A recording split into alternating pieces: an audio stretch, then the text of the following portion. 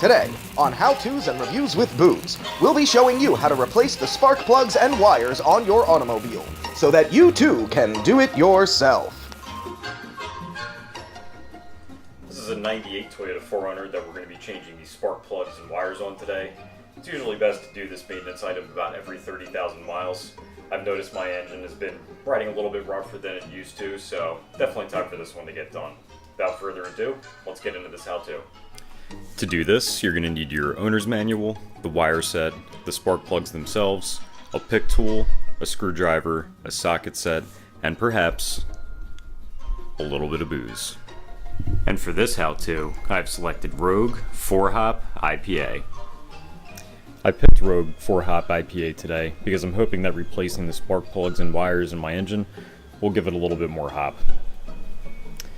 This is ale brewed with 4 Rogue Farms hop varieties, and interestingly enough, it's got 4.44% alcohol by volume.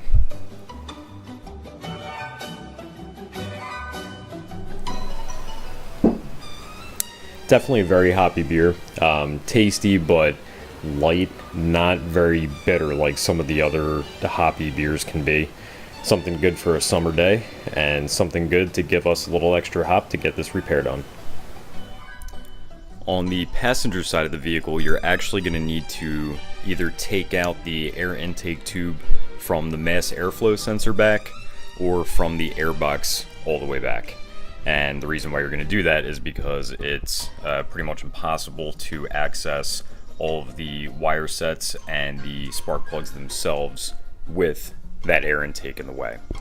If you're going to be removing the air intake tube from the mass airflow sensor back to the throttle body, you're going to need to loosen that screw, remove that vacuum tube, and this vacuum tube. You're going to need to loosen or take out those 2 bolts at the bottom of the mass airflow sensor, and you're going to need to unclip the mass airflow sensor from its wire harness. If you go from the airbox back, you're going to need to remove this bolt, that bolt, and that bolt.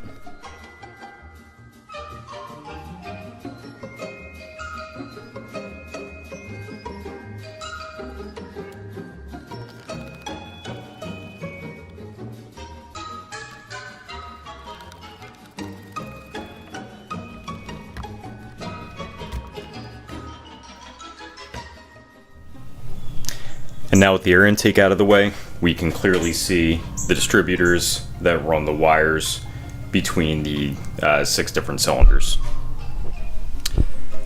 First, we're going to be unclipping these wires. Then we're going to be unclipping these with the little pick tool. There's actually like a little tab that catches right down there, so you just have to lift it up to take those off. And then finally, we're going to be taking out these bolts, which will allow us to get to the spark plugs. Now you can see I put a little bit of PB plaster on those bolts because, again, I live in the Rust Belt and it shows.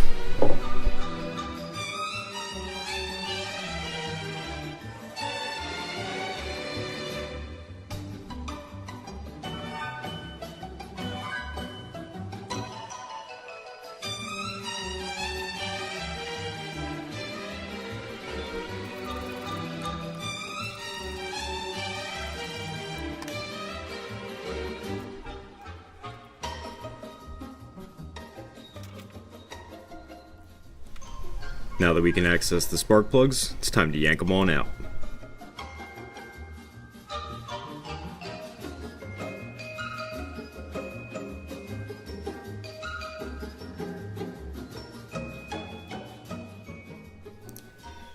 To take out the old spark plugs, I basically used a socket wrench with a couple of extenders and a socket that is specifically built to be used with spark plugs. It's hard to see, but the inside here actually has a little rubber insert that holds onto the ceramic of the spark plug. So when it goes in, you can hear it kind of clicks into place, and then the nut part of it goes into the socket. So it's a nice secure way to hold onto this without damaging the ceramic part of the spark plug. Now these spark plugs aren't too badly worn. so I'm not really concerned about any issues going on with the engine.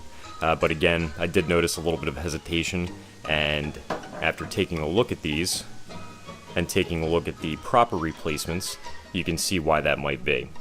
This is a really good example of why it's always a good idea to do your own repairs if you feel like you're capable of doing it. Whoever did the spark plug replacement on the last one used just a single pronged spark plug, which obviously worked for the vehicle, but these are the factory OEM replacements for them, and you can see they have a dual prong on the spark plug. So now with these in there, I'm hoping the engine's going to run a little bit smoother. Before you install the spark plugs though, you're going to want to make sure that they all have the correct electrode gap. Now you can check your factory service manual for that.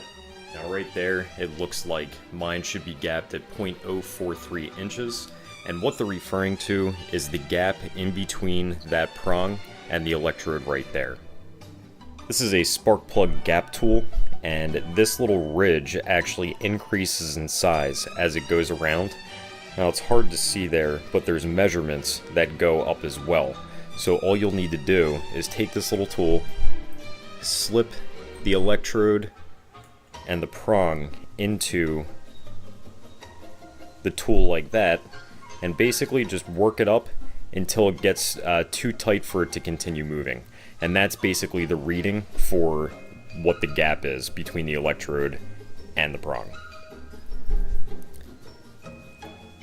If the gap is a little bit too big, then what you can do is just use this tool to kind of push on that prong to get it a little bit closer. Or if it's a little bit too tight, you can use that tool when it's inside of it to kind of push it out and away. Now I've already gone through and gapped all of these. A lot of people will tell you that if you get the 2-prong spark plug, that you don't need to worry about the gapping, that it's already preset from the factory, and that is 100% incorrect. Every single one of these spark plugs needed to be re-gapped for the correct in-spec measurement. Also, before you install them, you're going to want to take a look at the ceramic all the way around just to make sure it's not cracked and it's in good condition. You certainly wouldn't want to go through the trouble of replacing all of these and then have a problem with it right away. For bonus points, you can take some dielectric grease, put it around the threads, and just kind of wipe it in. This will make it a lot easier to take out the spark plugs the next time you go to change them, because it's less likely that this will seize up in the cylinder. Now that we've got the spark plugs ready to install, we just want to consult our factory service manual once more to see what the right torque value is for those, and when we reinstall them, we need to get them to 18 Newton meters or 13 foot-pounds.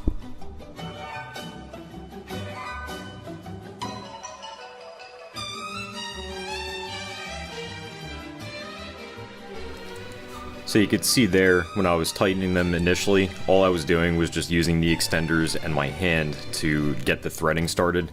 You want to make sure not to cross thread these. It's a pretty tight thread on them, and if you get them cross threaded, it can be a real pain.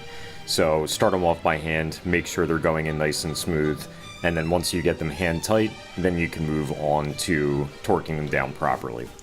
Now, I've already got my torque wrench here set to 13 foot-pounds, so I'm gonna get everything torqued down, and then we can start moving on to the other side.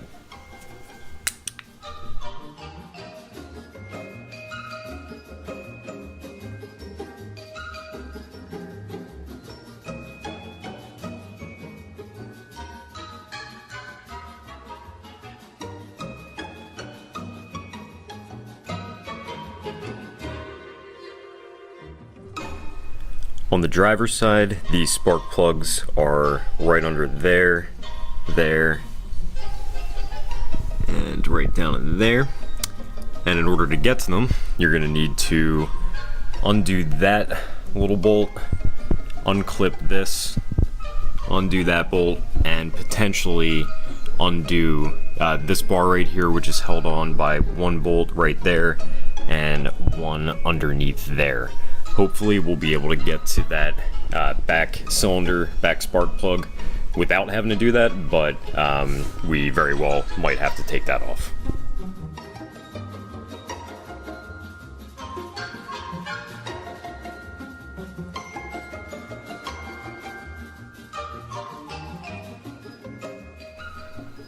Once those are out of the way, grab a hold here, and basically you're just going to want to twist back and forth and pull on it until it becomes free, and you can pull it straight out.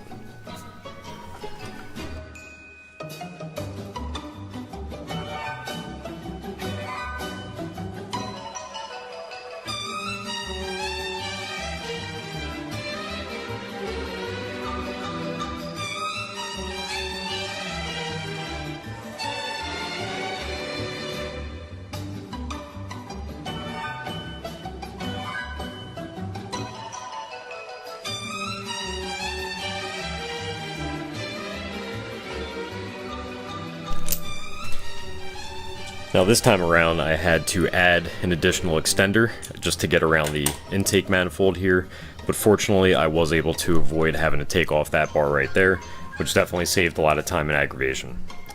Now you can install these 3 gapped, greased, and gorgeous spark plugs.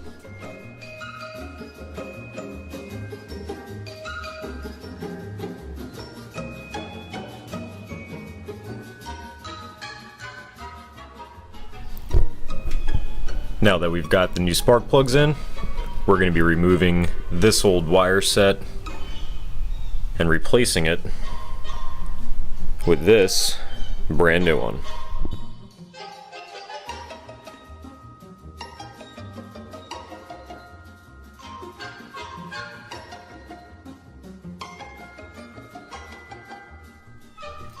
Now that the wires are installed, you can get all these bolts back in and move back over to the other side. Now that we're back on the passenger side, all you need to do is reconnect these wires, snap these plastic caps back over them, reinstall your air intake, and call it a day.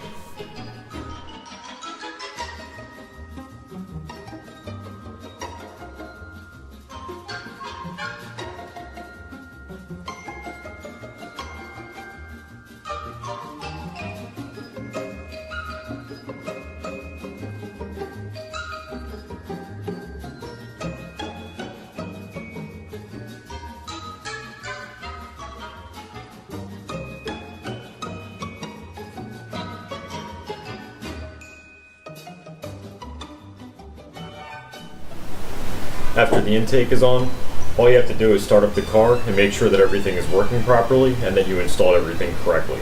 After that, you can start enjoying your beer again. Thanks for checking out the channel. I hope to see you guys next time on How To's and Reviews with Booze.